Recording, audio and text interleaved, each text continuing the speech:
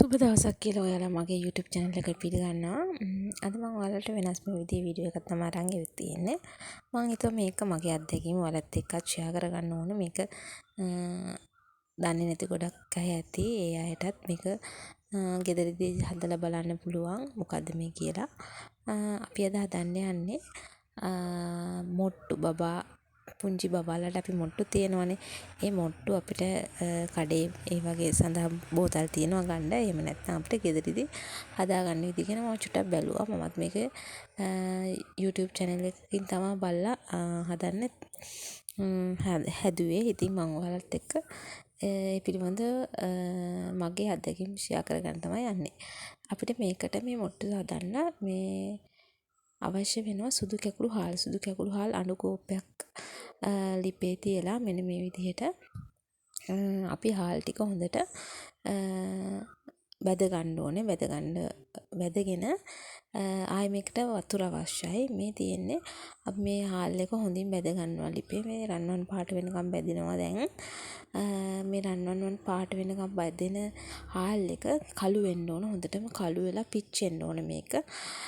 ඔය අපිට පේන්නේ දැන් ඒක පිච්චෙනවා පොඩ හොඳටම දැන් ගින්දර වැඩි වෙලා තියෙන හින්දා හාල් එක පිච්චෙනවා. දැන් කළු වේගෙන එනවා.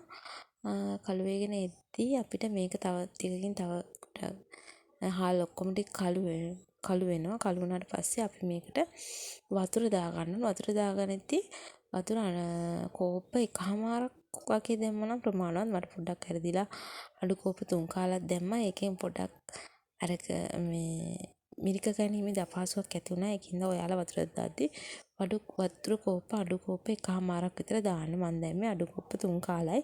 ඒ 3 කාල දැම්මහම ඔන්න බලන්න දැන් මේක දාගෙන මිරිකන්න යද්දි මිරික ගන්න අපහසු වෙනවා. ඒක නිසා ඔයාලා අනිවාර්යෙන් වතුර දාද්දි වතුර අඩු කෝප්ප එකමාරක් විතර දාන්න. ඊට පස්සේ මම ආයෙ නැවත මිරිකන්න වතුර ටිකක් දාලා තමයි හදාගත්තේ. මේ ආකාරයට පොල් කට්ටක් අරගෙන ඒකට මේ ඉස්ම ටික යුෂ වගේ සාරය මේවා කරගන්න පුළුවන්. ඊට පස්සේ අපිට මේ වගේ ඔඩිකොලම් බෝතලයකට හරි වලගාව තියෙන ඕනම බෝතලයකට හොඳ පිරිසිදු බෝතලයකට දාගෙන පාවිච්චි කරන්න පුළුවන්. ඔන්න ඉතින් මම හදාගත්ත පොට්ටු බබාගේ ගහලා තියෙන විදිහ තමයි ඔය පේන්නේ.